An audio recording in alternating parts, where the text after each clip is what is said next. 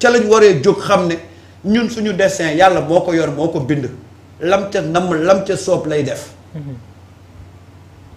ko defee suñu foi ñu gën ko renforcer gën a doyloo yàlla gën a yaakaar ci yàlla mais loolu day am waaw loxo yàlla ni nga ko waxee day feeñ ba fu ne day feeñ ba fu ne tey jii laa gën a comprendre li yàlla wanewaat waaw mooy que ni en réalité ndeke Macky Sall il jouait de tout pour éliminer Ousmane Sonko ci élection yi ñu weesu bien sûr Olivier Sur man dama foogoon ne Mame Mbaye Niang moo ko jëloon ci procès bi Olivier waaw avocat bi fi ñëw avocat Macky Sall la di mu ngi fi tey waaw mais moom moo nekkoon ci dossier Mame Mbaye Niang ak Ousmane Sonko ah bon ah oui Olivier Sur oui Olivier mais vous vous rappelez de ce nom non ça oui l'avocat de Mame Mbaye Niang Olivier Sur moom moo ñëwaat mais c'est l'avocat de dama foogoon ne Mame Mbaye moo ko jël ci procès boobu dama foogoon ne moom moo ko jël mais tey laay am certitude que ni ndekete c'est l'avocat de Macky Sall donc Macky ndeke loxo Macky Sall mosul jógee ci éliminer Ousmane Sonko ok ak li mu fi toog wax yépp ne oui je voudrais qu'on rebatte les cartes Ousmane bokku kii bokku nangam sangam ay waay waa ba jiba bu mag bi mbërgu maa tudd ëf non mbërgu nekk danger public mooy mbërgu ku ko ragal saytaane ku ñeme mbërgu ñeme saytaane wallaahi man mbërgu musuma gëm ay waxam waaye nag te il a door a am ma ne ok mais nañu def une lecture tey quel est l'avocat qui vient pour défendre Macky Sall mais avocat bi amoon na fi jaaroon na fi ban dossier la fi jaaree woon diffamation contre Ousmane Sonko dossier bi fu mu mujj ndeke lépp leneen xew rek loxo mbërgoo nekkoon ci suuf. mais bien sûr. il était le cerveau. te boo waxee mu ne yëguma sama yoon nekku ci. sama yoon nekku ci seen affaire la nañ ko régler. et tu sais mais mbërgu tey yàlla moom mooy dem ba wan askan wi yëpp ne leen gis ngeen de. lii mbërgu moo ko fi defoon donc ñu fàttaliku loolu mais ce qui est grave yàlla mooy leeral rek. ñu ngi xëy di jéem a jox buzz la conférence de presse de Olivier Sur. dégg nga liñ ci wax. naan ay hôtel yi dañ ko refuser. waaw ban hôtel yan hôtel ñoo koy refuser ñoom parce que c'est pratique de Macky Sall laa ñii ñëw ci lañ nekk parce que neen dañuy bañ état bi andil leen problème. ba après non ñoom ñu leen recevoir. ça c'est de xoolal dara du ci dëgg daf maa bett dara du ci dëgg. ñoom dañ seen pratique yooyu dañoo toog fomenter sa lii dañ ko fomenter mais ñi nekkuñ ci loolu ñii xam nga buñ nekkoon ci loolu kon ñi fi marche barki démb pour Farba génn duñ fi marche mais pourquoi sax ñoom ñu am siège buñ ko mën a defee noonu wax ni dañoo bëggoon dem hôtel. mais même bu ñu xoolal même bu ñu demoon hôtel kenn ku leen koy tere. kenn c'est-à-dire que seen pratique yooyu nañ xam ne ñoom la buñ ko dëkkalee nit ñi waaye ñii bu ñu nekkoon ci ay avocat muy ñëw di def kii ci hôtel. kon marche bi fi am barki démb du fi am. déedéet. et comme li ñuy wax rek y a pas de hasard le Olivier Sur qui bi géré procès Mame Mbaye Niang c'est ce même Olivier Sur qui est revenu encore pour gérer la dette cachée. waaw. et quand il parle à qui. mais xam nga Olivier Sur sax première verdict bi ba mu génnee moom moo génnoon na on est satisfait. waaw après lañ ne ko yee. quelque temps après xam nga si la waa ji li woon daal parce que auparavant man dama jàppoon ne Mame Mbaye comme de l'autre côté Ousmane Sonko am na avocat tubaab Juan Branco moo tax mu ne moom it na wuti benn avocat tubaab ndekkee loolu yëpp du ci dara. ndekke mbërgoo nekk ci ginnaaw lépp. moo ngemb. ay mbërgu ndekke avocat am la jël rek affecté ko waa ji. mais mais loolu mooy wane ne comme xam na ne mbirum dossier Adji Sarr moom ay fen yi neen la ba mu leer ma xam na ne fii amul benn juge buy toog di ci xañ benn ak yelleef pour Ousmane Sonko mu nekk candidat te moom jàpp na ne yaa ko Ousmane Sonko. bi ko mën a xañ nguur mu xamul ne Ousmane Sonko dépassé na moom niveau bi mu nekk. parce que Ousmane au moins. moom xalaatul boppam kese. dégg naa sax benn waay bu nga xamee si diggante bi ndeysaan dafa soppi jikko mu doon wax ci am solo. ne machine bi war a broyer Macky Sall Ousmane Sonko tëgg na ko ba noppi ba lépp tout est prêt léegi lan moo des bës bouton bi rek waa ji tasaaroo léegi question bi moo nekkoon ndax Ousmane moo koy bës wala Ousmane mooy wax diw bësal bouton bi. te ñaar yooyu ala kulli haal am ba bu ci am. mais. mbër gu dafa jàppoon ne bouton bi moom Ousmane daf ci teg loxoom rek bu ko bësul kenn du ko bës. fekk ne Ousmane defar na appareil bi machine beeg lépp ba teg ko. xam ne laal bouton rek moom waa ji explosé moo ci des. léegi ñaar yi mooy am Ousmane bës ko wala mu ne diw bës ko. te ku ko bës machine bi tàkk. lii la Ousmane Sonko liggéey ba pare. bi mu demee ba nga xamante ni xañ nañ Ousmane Sonko pour mu mën ko bës Ousmane ne Diomaye bësal machine bi. Diomaye appuyé. mbër gu ne loolu nag préparé wul ko dëkk mu ngi doon def ay mbiram ci suuf pour non bi ma gisee Olivier Sur bi laa ne oh maa ngi door a comprendre mais topp yàlla mooy wane boppam ci mbiram mais topp même bu dul Olivier Sur mais boo xoolee Mame Mbaye Niang quand il a déclenché ce procès là mais da ngay xool après galon bi mu am c'était l'homme fort du régime de Macky Sall parce que il avait promis à Macky Sall que comme gars yi la échoué nañ man maa koy daaneel et tu vois Mame Mbaye Niang il était tellement heureux. am ci saa si galon. il était devenu l'homme fort du régime de Macky Sall parce que Macky jàppoon na ne la ñu tële ci affaire Adji Sarr. Mame Mbaye Niang mooy ñëw régler ko d'ailleurs moo tax après Mame Mbaye Niang s'est vu après. am benn statut boo xam ne. mais le seul ministre boo nga xamante ni. yow jubawoo ak sa premier ministre. mais kan moo ko gobee woon kan moo cautionné woon loolu. non. Macky Sall moo cautionné.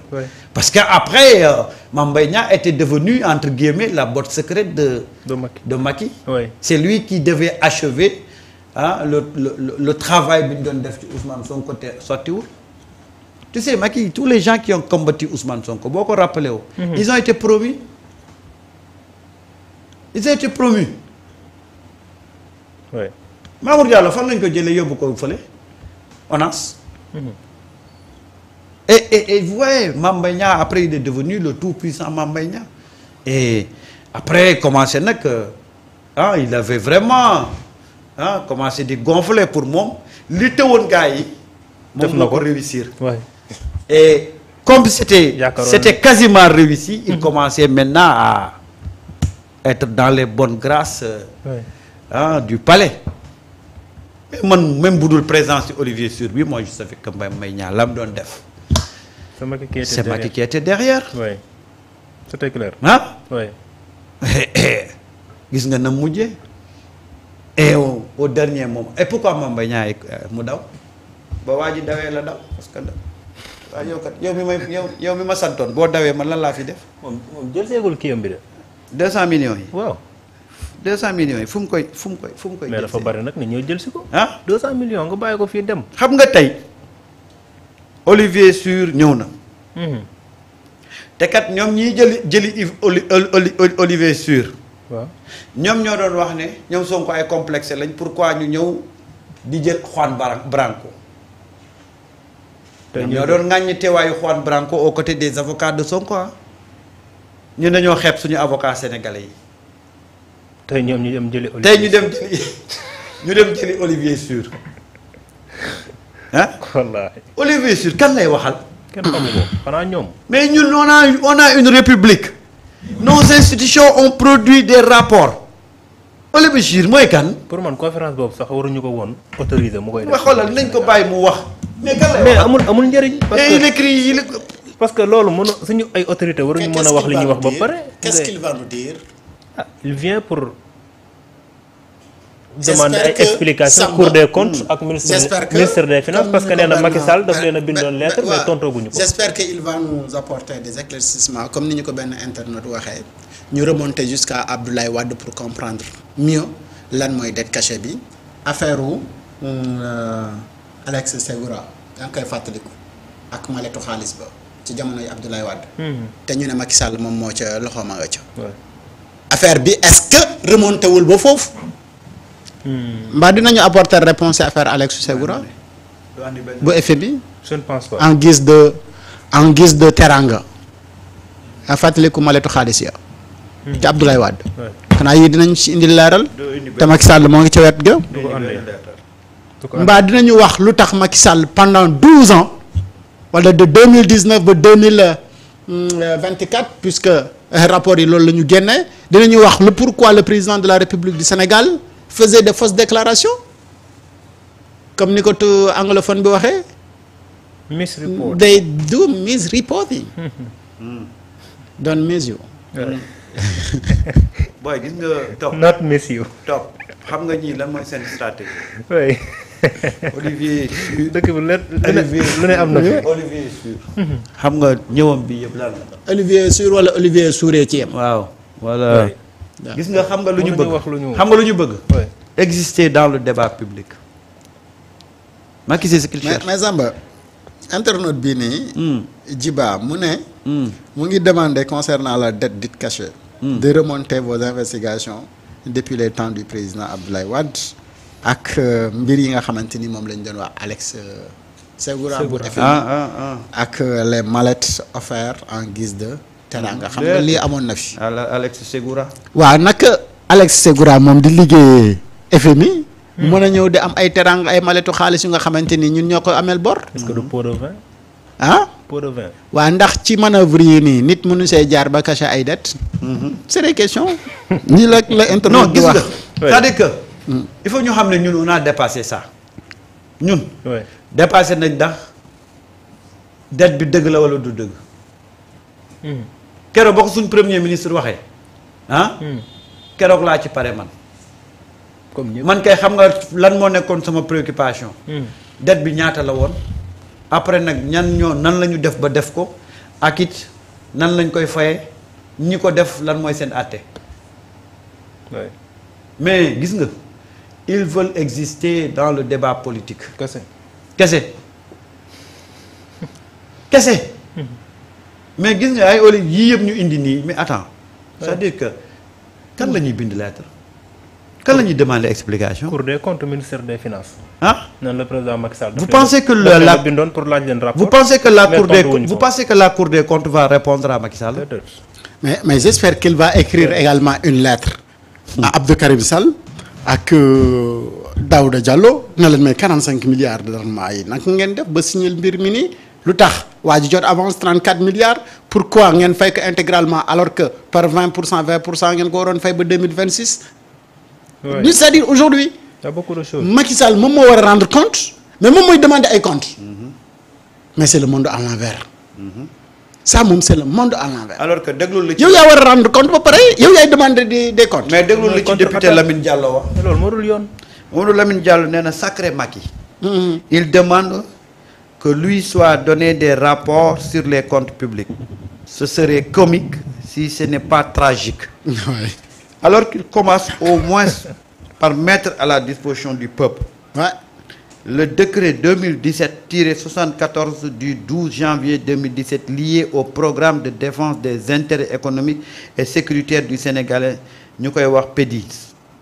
Ce décret devait permettre, à la suite du rapport de la Cour des comptes, de comprendre les liens entre le ou les comptes de dépôt, muy CAP, gouvernement, et le PEDIS, des dettes cachées à l'Assemblée nationale de 1647 milliards. Lamine Diallo li la wax te lii xam nga doyen Sane wax na ko ci. dinaa ko ci sax interpellé waat. nee na nañ leen jox décret PEDIS bii nañ ko génne parce que gisuñ ko nulle part te décret PEDIS bii je rappelle que PEDIS moom mooy ana fuñ ko programme de défense des intérêts économiques et sécuritaires du Sénégal.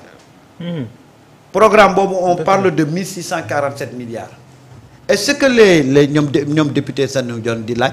ba léegi gisuñ décret bi. mooy nañ génne décret bi nee nañ gisuñ ko fet ba tey te chaque émission ça nous le rappelle. waaw voilà c'est un autre député qui le rappelle. waaw yow tey nga ñëw di laaj ay compte te war a rendre compte. waaw man daal Macky Sall mi laaj compte te war a rendre compte mais moom question yi muy posé nii yëpp. mais moom lañ ko war a posé. dañ ko may. billaay bu ñëwee haute cour de justice question bii mu posé moom lañ koy posé. naka waa ji wax ñun yan pexe nga def ba nëbbu bor bii nii. pédis bii nii gars yi di laaj décret bi faaw mu lijjanti ko. mais li fi xew de 2019 ba 2024. mais y a que Macky qui peut rendre compte parce que c'est lui qui a été le président de la République. Absolument. Mais pourquoi muy demander des comptes Cheikh Diba mi nga xamante ni nekkuloon ministre ci ba ñuy nëbbu bor bi mu ne na ko rendre compte. yan compte la koy rendre. kenn xamul. compte nga xamante ni yow yaa ko xam. dañ ko may yow lañ ko war a laaj. nga di ko laaj ñi nga xamante ni ñoom ñoo la ko war a laaj. waaw maanaam ñun ñoo waroon topp Macky Sall. Macky Sall renversé tendance fi ngir bëgg ñëw topp. donc c'est ce qui se passe. de coupable à victime. exactement de coupable à victime. mooy li ma doon wax donc dañ ko seetaan. mooy li ma la doon wax rek nee naa la il passe de. Sénégal boo fi nekkee. non nag ceetaan gi ëpp na quoi. non c'est que nag. ceetaan gi dafa dafa ëpp. neexul ba neexul mais gars yi li ñu leen may daal bëri na daal. dafa ëpp c'est que dëkk nag boo ko bëggee yor système boo koy changer. day ànd ak rigueur quoi. absolument rigueur.